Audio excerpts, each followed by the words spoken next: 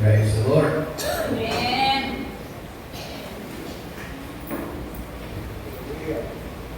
Amen. Praise the Lord. Kasama sa inyo mga ignoranan. Salamat sa atong pagsimba niya. The Bible says, for when the Spirit of God is, there is liberty. Sa kanyang presensya sa Ginoo, ang kagawasan. Yes, hallelujah. Amen. So, thank God for the power of the Holy Spirit. Amen. Amen. Because the presence of the Holy Spirit is different from the power of the Holy Spirit. Because the power of the Holy Spirit is living in you, while power of the Holy Spirit comes out from you. When you are blessed by God, kung ikaw ipanalaginan sa Ginoo, the power of God comes out from you. So, kung na ma-bless ka, mapanalaginan ka sa presensya sa Ginoo. Amen. Praise God. Salamat sa Ginoo ng adlaw. Medyo samtang nagtindog-tindog kay sunan, nabati na po ang lihok sa Maraming Espiritu Santo. At the same time, ibalik ko ka hangawa, kasama ko sa hangawa mo kay sunan. Because some of our children, some of our children, ikuha o laing simbahan, ikuha o highlights na pula. Ikuha dito sila ha, wala sila makilang kinsa. So dapat dili na nila himuon sa akong simbahan, di ba? Ikuha nila na itong mga bata nila. Apil ang ilang mga nanay, apil ang ilang mga so, binirahay padulong sa langit. Tira sa mga tao padulong sa langit. Kung padulong ka sa langit, kay hindi mo itong natuhanan, hindi lang magkuha. So, tama kailang kinsa ko. Bro, dapat makipalo ko. Kailang ko kung kinsa ko. Pero gusto na, hindi nila ko ang to. Kaya ako na ito din simba. Kita'y nag-torture na ito sa ulong sa Ginoo. Amen? Amen. So na yung mga taong sa ito na sunod sa imong kulungan sa manok. Huwag ka itong imong mga manok pupuntan sa ilang kulungan. Di ba? So ang dagay sa kulungan, ikaw ko din pagkaon, di ba? Salamat sa Ginoo nga buhi magyapon ta mag-reaksyon na. Amen. Hallelujah. Hallelujah. So, kalimtan na to, balikan na to niya. Praise the Lord. So today, we will talk about father-son relationship breaks the curse. Breaks the curse of the fixed time. Fixed time. Kita na ako pag-pronounce ng fixed time. Kita na ako ng British pronunciation. Fixed time. Fixed time. So, pinasayo na ito, dapat na ito sa baboy. Fixed time. Okay, magkambot na kayo siya na Father, we thank you so much. Salamat Lord sa iyong pag-bless ang kinabuhi, kung tinig ng lawa, naakas sa mong kaliwan. Ginoo, na ginahanap kami sa iyong grasya, na ginahanap kami sa iyong paghatag sa panahon. Sa niling panahon na Lord, among tunan ang balang kasulatan, kung kini mo ay makapausap sa among kinabuhi. Faith coming by hearing, and hearing by the words of God. So today, Lord, bless na yung mga lagad, i-anoint yung mga lagad, wala siya kahimok siya pagalingon, gawas ko ikaw ang bless again. Panalangin niya ang mga katauhan, karon sa pamamatik siya sa pulong sa Diyos. In Jesus' name, Amen. Amen. Hallelujah. So, Father, Son, relationship breaks the curse of each day. So, hibalo na ito mag-eksunan, usapin ni kasubilanon, may tungkol sa the prodigal son. The prodigal son, it is a covenant between father and son. Kung basahon ng eksunan ang teksto din, then basahon, dunay in English din, pero Bisaya lang na itong basahon. Of Luke chapter 15, 11 to 13, and ang hindi mag-eksunan, kung siya mingon, dihay usa ka tao nga may duha ka mga anak na lalaki. Kung kamamhod, mingon sa iyang amahan, ihatag anak ko ang akong bahin sa katigayunan. Kung kanila iyang gibahin ang iyang katigayunan, wala dagtig pinakagdaw, sa nahipos na niya ang iyang tanang kaptangan, ang iyang anak mamamhod, ipanaw ngadto sa halayong yuta. Pagkita sa tingin gagsunan, ibutangan o pula. Doon na kasi na po kayong misteryo na. Halayong yuta. Sa English ng gagsunan, far country. Halayong yuta, far country, ug dito iyahang isik-usikan, ang iyahang katigayunan, pinaagi sa pag-kinabuhi nga mapatuyong dayon, mapatuyang o prodigal. One from the word mapatuyangon, this means prodigal. Now, mga kaigsunan, atong pagbasa din mga kaigsunan, the word curse, biblical curse, tulong, signifies separation from God, God's blessing, resulting in a negative result like hardship, isolation, and death. In a biblical curse, sa biblical na tulong, mga kaigsunan, resulta ka na siya sa hardships, isolation, and death. Direct result of sin and disobedience. Kung ang usa ka Kristohano, kung ang usa ka nag-aalagad sa Ginoo, nagsulod na siya o pagpakasala, nag-disobey siya sa Ginoo, there are consequences. First is hardship. Second, isolation. And number 3 is death, kamatayan. So sa atong sulti karon mga kaigsunan, sa atong pagbasa dinhi sa atong teksto, nag-isgot kini siya mga kaigsunan of the prodigal wanted the inheritance without father. So the prodigal son, the younger son, wanted an inheritance without father. Then the prodigal person, because the word yung ito din yung magkaigsunan, the prodigal person spends money in recklessly, extravagant way. Kung pinasaya pa na siya magkaigsunan, ang katong anak ng mausikon, mapatayungan, tuyangon, sa Bisaya, nag-isot rin ito Bisaya. Okay. Mausik-usikon na lang para sa iyo. Na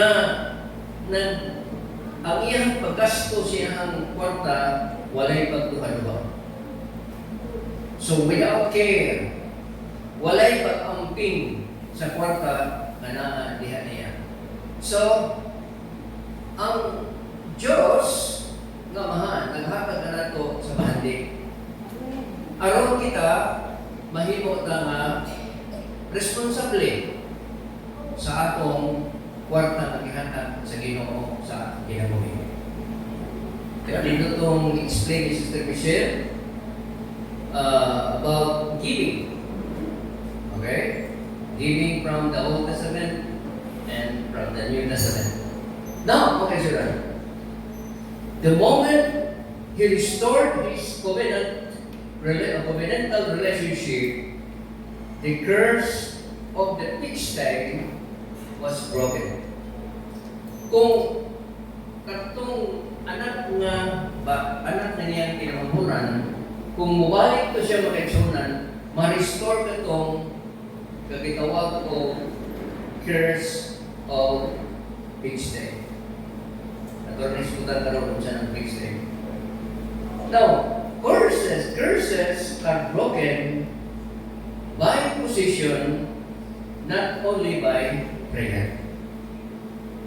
I repeat, curses are broken by position, not only by prayer. Kung ang usa ka, ang tunglo, magubak ka na siya by a position. Kung sa inyo sa balang kasulatan, when you sow, you will reap. Kung ikaw magapugas, ikaw mag-aani. Kung magpugas kang daghan, mag-aani kang daghan. Kung magpugas kang gamay, mag-aani kang pinagmay. Kung wala kayo ipugas, wala kayo ani. This is what we call curses are broken by a position. Karon, naglisod ang imong kinabuhi, Lord, give me. Lord, give that. Give me. Di ba? Yawa ka magtanong. Wala ka magtanong. Wala ka mag-sow. Then you will not reap. So the Bible says, mga kaigsunan, you need to position in Christ. What is your position in Christ? Kung sa may imong position, diha sa Ginoo. Like for example, kanang Astoria Hotel, kanang mga tulad isa mo ng Grand Astoria Hotel, ang ilang main gate, kanang gate pinapagsunod dito diha, automatic na siya. Kung musulod ka dito, wala kang update na siya. Update na, automatic gate na siya. Di ba? Di ka kailangan pag-atong sa gate, Lord, ang listening gate, Lord. No! You will position. Inoo lang mong lawas dito, kaya mong update ako. Inoo lang mong kinapuhida sa Ginoo, kaya i-ablihan ka na sa Ginoo. Amen. Amen! Amen. Kaya naman, blessing is by positioning in Christ. Amen. Hello? Praise God. Amen. Now, covenant is an accurate position. So you need a covenant because it is an accurate position in Christ. So, example, long route, long journey is your harvest. Kung mo-journey ka from the presence of God, you will harvest. Kung sabi kayo sa balang kasulatan, tuluhon ka panahon, tuluhon ka sa Ginoo. Hardship, isolation, and death. Now, short route or short journey, naroon diha pa kayo inheritance which is obtained by your father. Di na kinahanglan pa ka na mong trabaho ka, naa ka sa imong amahan, naa ka sa imong Father God. Di na kinahanglan mong trabahoan ang Diyos. Amen. Ano tagaan pag nag ang Diyos, kadakot na siya? Because when you give to God, it will, itawag na siya makaiksunan, that's a submission to God, to submit to God. Yes. Amen. Submission is to give. Yes. Di ba na, wala naman na kinahanglan ang Ginoo sa imong pahandi. Kailan naman imong pahandi? Because God says, I am the owner of gold and silver. Ako ang tanan. Pero why? Tungod kay ang Ginoo makaigsunan, gusto ka nga mo posisyon diha niya. Amen. Amen? Gusto ka o blessing, yes. Gusto ka blessing diha sa Ginoo, you need to be position. At the same time, curses ang tunglo magkaisunan, mawala ka na hangtod na ikaw mubalik diha sa Ginoo. Amen. Doon sa ka pamilya sa simbahan. Kunya, isabutan sa pastor ang bana. Brad, kanang Bible sa imong asawa, suksuki o 1,000. Kanya, sige, pastor, basta na ito illustration niya sa nagbubuhali ko. Kuha ko 1,000 ang iyang bana. Hindi kayo kinagalan sa pastor, isuksok sa Bible sa iyang asawa. Pag tingnan ka sa pastor dito, yung ginawa ko, sister, mutuo ka ba? Nga sa liha na ablihan mo ang Bible, tagaan ko rin mo 1,000? Hindi ko na pastor, hindi ko na ginawa, pastor. Mutuo ba ka na ko? Mutuo na lang ko, pastor. Sir, pero, wala siya yung una-una na dahil kwarta, kung buta mo itong kwarta siyang malagay, kwarta ko sa pastor ng ikuta dito. Ang ablika ron ng sa Bible, na may 1,000. O kung niya, na may 1,000, ihatag na ito na sister. Ang indication niya sa atong pag-alagad sa Ginoo, sa diha nga ang Diyos nagatawag diha nimo, kitagahan ka na daan sa provision sa Ginoo. Bisan pa sa wala pa ka makapig, sa wala pa ka matao, diha pa ka sa tatuangkan sa imong inahan, kitagahan na ka na sa Ginoo provision. Once na Ginoo tawag nimo, give me, ihatag na naman, naghatag na ang Diyos og talent nimo. Naghatag ng posisyon ng Ginoo sa imong kinabuhi, naghatag ng blessing ang Diyos sa imong kinabuhi. Sa wala pa ka makapig inihat na niya. Now, ang nagsuunan, positioning is one of to break the curse, and not only by prayer. Now, next is our topic is about father-son relationship. What about daughter? What about daughter? So a daughter might be called a spiritual son to signify deep mentorship or strong character or powerful pioneering rule in faith. The term son, is not a gender specific in all spiritual contexts. Diha sa Biblia mga kaigsunan, kung mayon ka spiritual son, di na kinahanglan na babae pagka lalaki because God is not in gender. Like God, hindi mo siya babae, hindi mo siya lalaki. Lalaki ba ang God? Babae ba ang God? No. God is sexless. So, mapagpasadalan kasulatan, a spiritual son, pwede ka babae, mahimo kang spiritual son. O spiritual father, like Naomi and Ruth. Naomi is a spiritual father. And Ruth was a spiritual son. As far as the Bible is concerned. Ang Biblia nagsulti magkaigsunan, tinahanglan ka mo connect sa imong amahan. Kaya kung hindi ka mo connect sa imong amahan, layo ka sa blessing. Amen?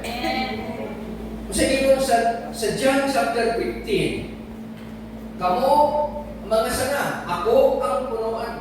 Kung ang punuan, kung ang sanga dili mo dikit sa sanga, ang sanga dili mo dikit sa punuan, dili siya muhatag og bunga. Usahay, wala tayo bunga nga naman.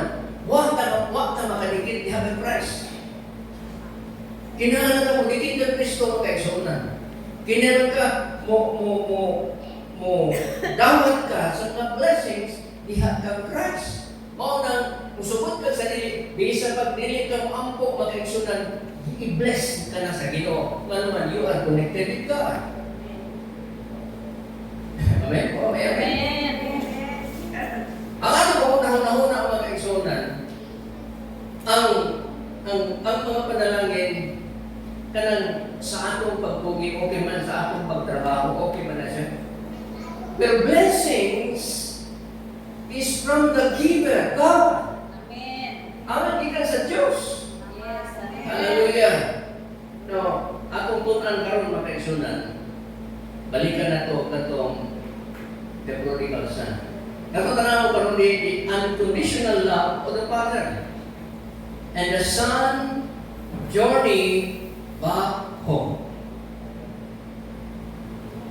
Okay. First is, we'll talk about the rebellion of the son, of the younger son, choosing the far country. Ito itong ibasa ganyan. Layo kaayo nga dapit. Far country. Ato nang i-extend niya kung sa'y buot kasabot ng far country. Now, first request. What was the first request? First request is a desire for independence and to severe ties. Grabe kayo ang iyahang desire ng Kristiyan. Siya, anak, gusto siya independence. Next, gusto siya of severe ties. Dili severe, dili severe ties. Explain na ito ang kaigsunan kung unsa kining the prodigal son. Ang prodigal son, gusto siya of independence because independence is the state of being free from control. Gusto siya huwag mo control niya.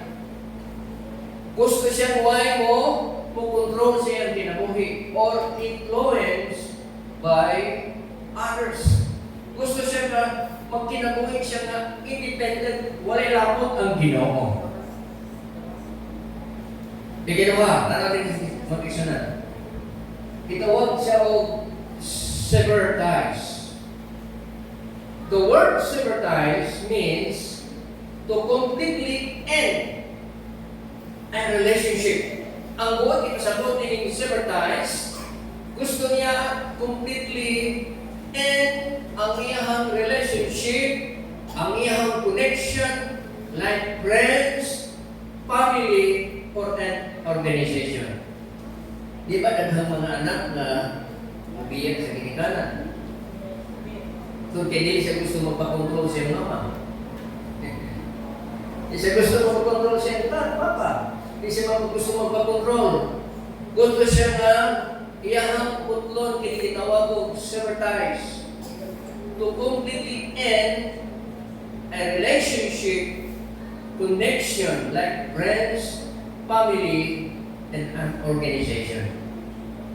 When God starts to bless you, kung ang Diyos magsugod pag-bless din mo, isang asa ka mo puyo, mga kaigsunan.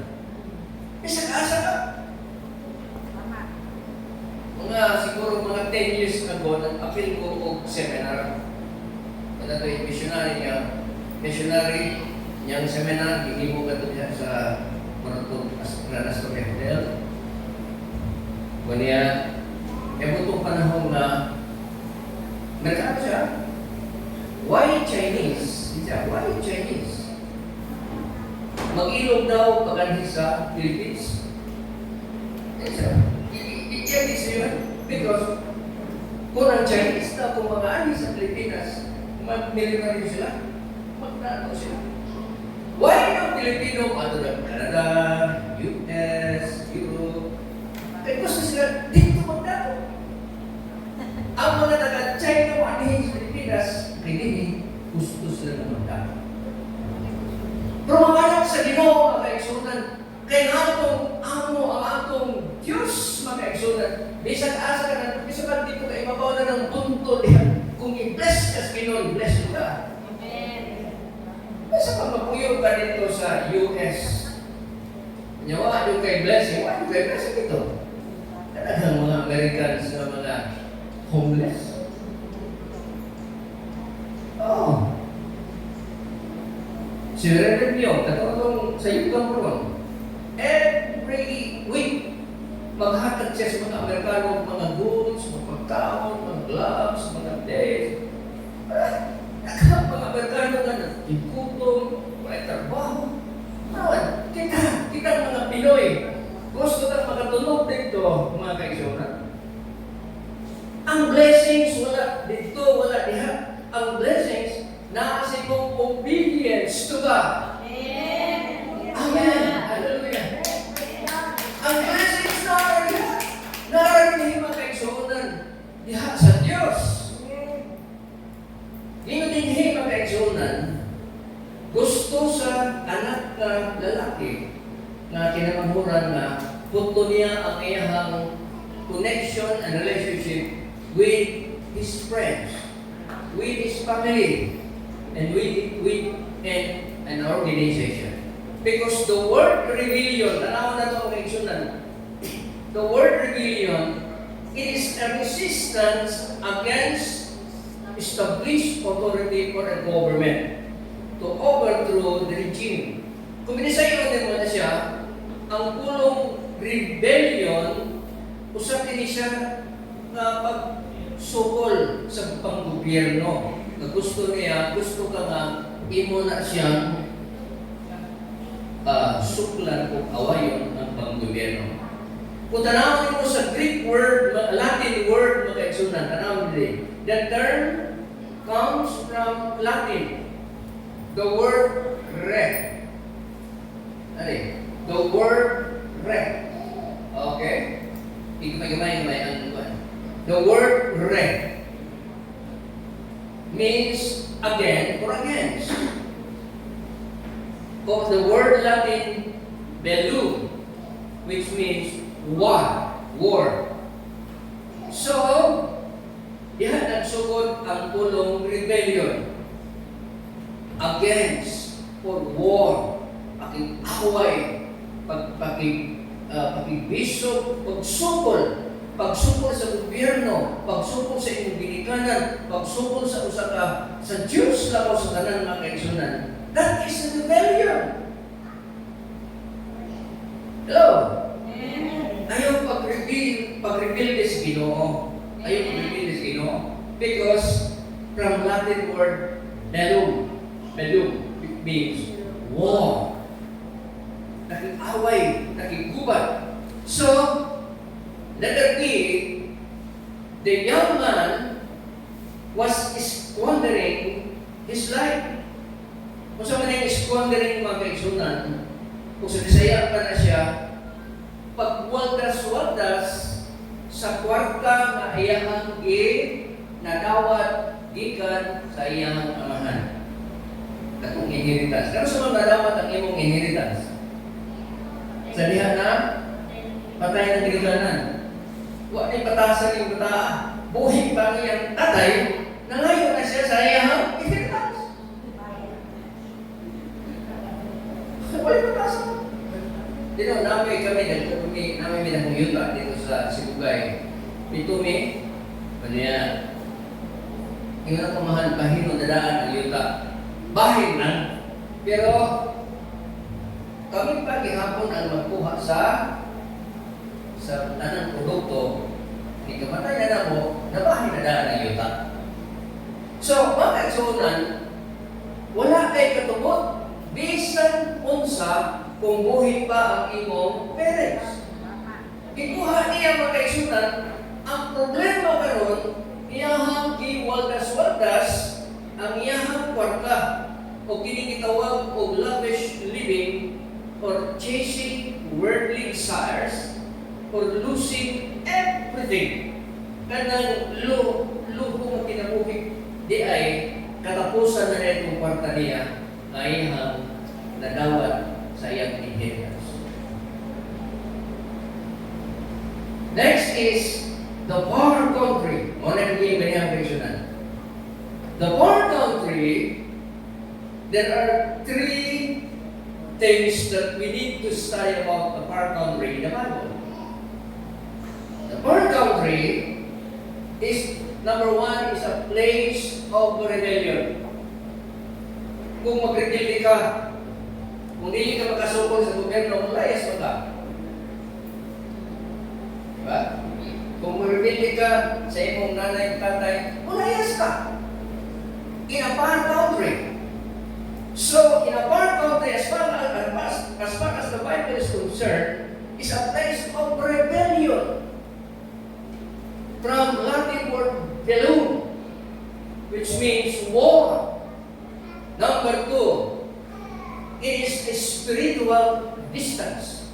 Espirituhanong na distansya. Layo na kaayo ka sa imong distansya sa imong Diyos.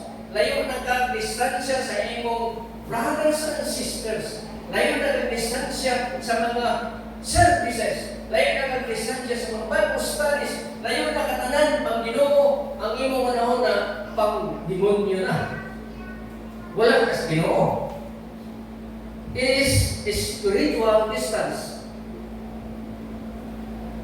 And number three, empty fulfillment. Walay sulod nga gitawag o walay fulfillment. Walay katumanan ang imong kinabuhi kung tuwa na ka sa layo nga dati. Yes, that is a far country. So now, mga kaibigan, let's come to number two. The despair of the younger son coming to his senses. Verse 14 to 17. Then there comes a famine and poverty. Sa niya nahulog niya, walas-walas ang iyang kwarta, nagkinabuhi siya, worldly living, nagpulot niya ang kwarta, ang bahati, anaan niya mga kaigsunan, umabot pa sa balang sulatan, miabot kaniya ang duha kabutang. Ano sa man duha kabutang? Famine and poverty. Because the word famine, or kagutom, or starvation, an extreme scarcity of food. Kaya extreme, nilabihan din kalisod. Bisan ganit, wala din kayo makahapon makaigsunan. Kasi kung tanawin mo sa story, katong tao, kadako kayo, ikaw nakuha niya na yung inheritance, nagbulas-bulas siya, puro niya ang kwarta, niabot niya ang famine. O ngita nila siya ang trabaho, o nakakita siya ang trabaho, dito tigpasaw, tiglawog sa mga baboy. Yang nakiya ko sa baboy, wala ko'y pagkaon. Hingapili siya kahapon sa mga pagkaon sa baboy. Nanti sa tami. Nakasulay ka ba na mukaon ko na baboy, mukaon ko ka? Wala tingali mga kaigsunan, pwede magkalisod. Kining kauhana mga kaigsunan, anaan niya ang kalisod. Now, poverty, kakabus, kawaton. Poverty is a state of lacking financial resources. Lack of financial resources. Because that is the result of sin. The result of sin, the consequences of sin, there are two consequences of sin. First is emptiness. Second is desperation. Mao ka na ang resulta sa sala, mga kaigsunan. Okay. What is emptiness? Sa Bisaya ka nakikita na ang mga kaigsunan, hawang. Sabi siya, hawang. Hawang. Anong, bisan, pagpapagkaon ng kaigsunan, hawang kayo kung di na niya muna tutong gihapon ka. Dako na kayo yan, tutong na gihapon ka. Hawang kayo. Hangin ay sulod kaigsunan. Ang resulta, nagkadaon-taon ang imong tiyan. Hawaan kayo. Emptiness, mga kaigsunan. Refers to a lack of content. Refers the lack of meaning or purpose. Kung saan ay ang emptiness, lack of content. Kulang sulod. Kulang of meaning. Ang imong kinabuhi, kung naa ka sa sala, mga kaigsunan, empty ang imong kinabuhi pagkaigsunan. Kung naa ka sa sala pagkaigsunan, ang imong kinabuhi walay meaning, walay purpose. And disconnected in the blessings of God. Ma-disconnect ka sa blessings sa Ginoo.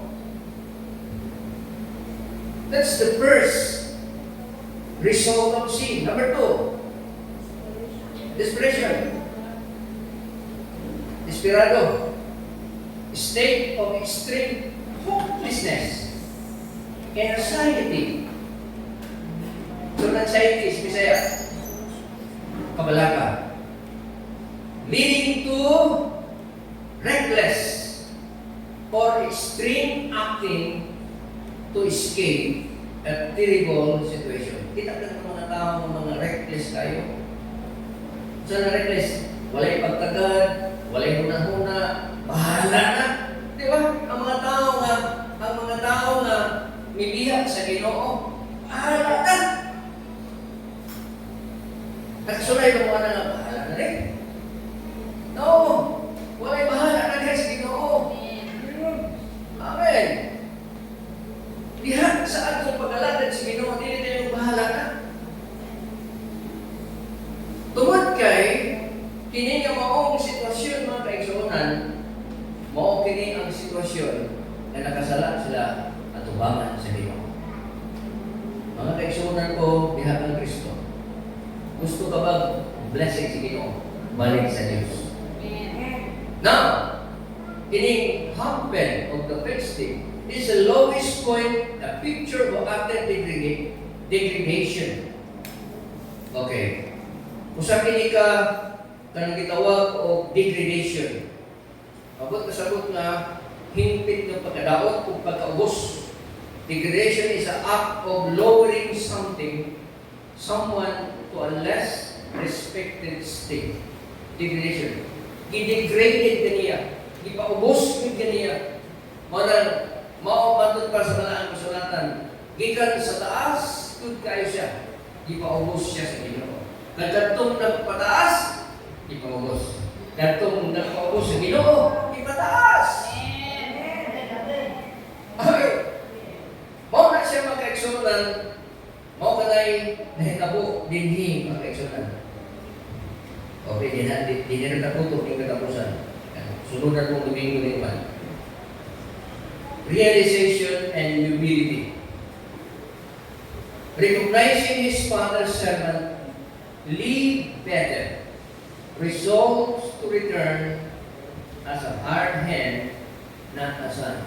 Samtang nagbantay siya dito sa pagkulungan sa baboy, takpan sa baboy, kaon siya sa mga kasal sa baboy, gutom kayo siya, niwag na kayo, hapit din siya mamatay kung sa gutom.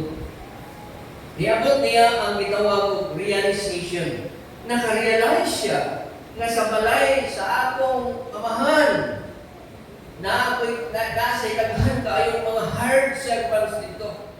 Muulit ko dito kay mamatay ako din mabuhi ko dito. Bahala na dili ko tao niya anak. Himo ko na lang kong servant sa akong amahan. Mao pa na siya magkaigsunan. Sa diha na nakasala na ubawan sa Ginoo. Doon na yung mga consequences sa imong kinabuhi. First is emptiness. Ikaduha, degradation. Okay? Praise God. Hallelujah. Naku yung expression sa ito kung tapos ng kaisunan. Kung giunsa sa Diyos pagtapang sa iyang mga tao. Ini. That two friends, mga mga higala, nagikan dito sa gamay na sila, friends na sila kayo, hantong nagdako na sila, hantong nila, dagko din sila, puro lalaki, friends din sila. Ginawa ka ng isa, tabangan sa isa. Napot pa panahon mga kaigsunan. Nagkatong usa, puro na silang duha, wak ko din sila bless, kung rigyan mo siya tayo. Isa duha, siya, bay,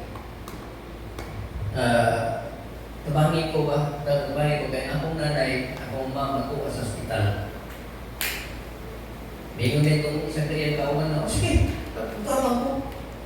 Niya nga morning pag-aksyonan niya sa punta ng iyang amigo, hangtod na lang sa punto, hangtod na lang sa hapon, iyang tawagan, diligid mo ba? Kung sa kanya akong amigo, diligid mo tawag. Di ay pagkakabiin na nianto siya sa ospital. Pag-abot niya sa ospital, natinala siya, kaya ang iyang mama, doon nanay, doon nanay tambal. E siya, nay, hindi magagikan ng tambal. Matod pa niya. Ang imong higalan yan, ikuha ang akong reseta, ugo niya, ipalit kay tambal. So, yan na pa rin. Pinag-adlaw ko sa sila nakita, tingin siya, ay, ano man nga, wala nang ka mutubag na ako, gikan sa puntag, sa utok, sa hapon, ako bang ganun na yung gitawagan. Ingon siya, ang akong cellphone, akong gibaligya. Ugo niya, di na ka na ko matawagan, di na ko ni mo matawagan, gibaligya na ko, o tanghali, akong palit tambal sa inyo. Di ba? Ang Diyos, mga kaisunan, labaw pa niya. Sa next Sunday, makita ninyo kung sa ang i-respond sa Ginoo sa mga tao nga may biyak diha kaniya mga kaisunan. Palapakan na ito ang Diyos, mga kaisunan. Ang Ginoo, magpapanalangin ka na ito. Father-Son relationship.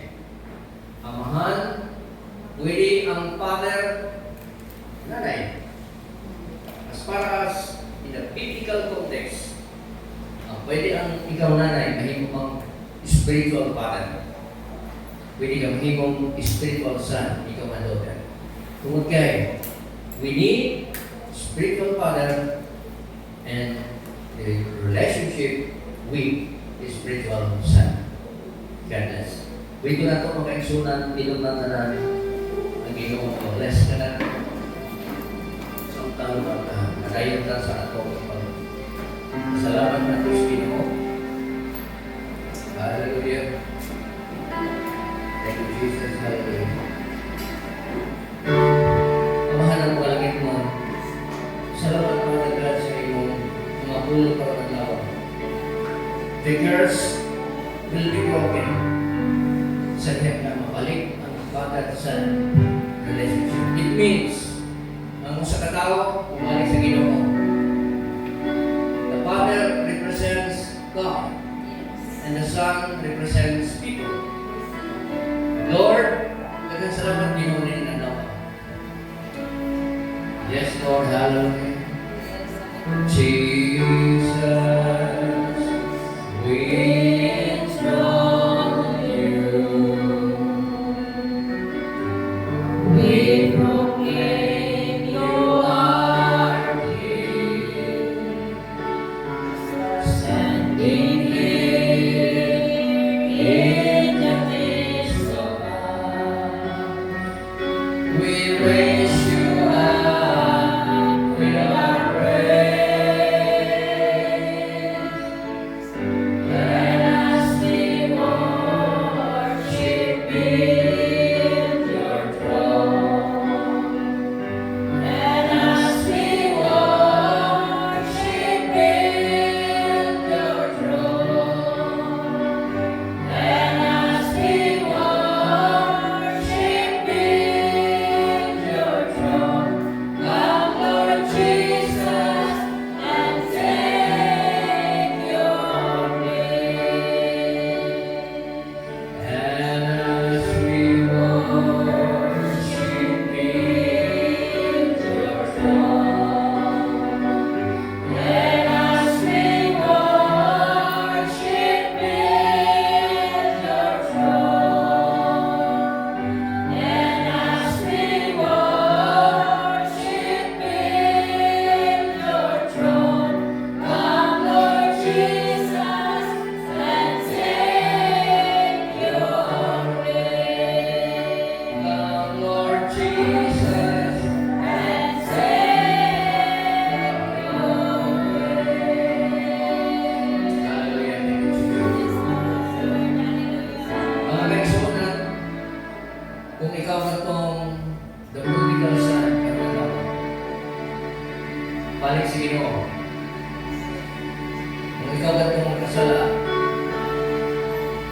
there is emptiness.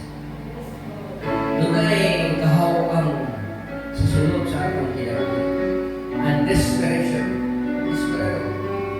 Kasi na sa simbahan, sige kanta, sige awit, sige kanta verse, sige kapit sa simba. So, when you have a sing,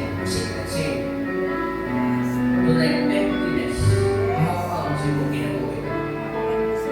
Doon sa Ginoo, ang Diyos, makakatagin mo sa blessing. Balik sa Ginoo, bless ka. Una sa tanan, mabuta mo rin ang position in Christ. Position in God. Hallelujah. Kaya kung mabuta sa mga material blessing, kaya kung unahan ang iyong relasyon sa Ginoo, then the Lord add everything. He will add everything. Amen. First of all, your relationship with God. Ang kaigsunan ni Naglawa, hinamot ko mapulong sa Diyos, buhatag gini ko pagbatlong sa inyong ginagawa. Okay, pasayo sa Ginoo. Pinag na Lord, pasayo ako sa ginagawa. Nakasalang ko ba ako kanino Ginoo? Balik ako niya kanino Diyos. Because there is emptiness and desperation sa akong kinabuhi, sa akong pag-alaga, sa akong pagsunod kanino Ginoo. Lord, i-enthrone si Jesus sa iyong kinabuhi. Yes, Lord. Limang trono sa Diyos, diha siya ang pasiglasan. Because the Holy Spirit lives in your body, Yes. lives in your Yes, life. hallelujah. Daghang salamat. Hallelujah. Hindi nagtawa. Salamatan ng Ginoo na mapulong sa Diyos nakakausap sa ating kinabuhi. Yes. Ang ikasalamatan pa na dahil hindi ka mawala ang mapulong. Mahimong ka itong luna may luna sa ating kinabuhi. Mag-usap kami Ginoo. Mausapan ang pag-alagad. Mausapan ang kinabuhi Ginoo. Diha sa pagsimba pag-alagad kanino Ginoo.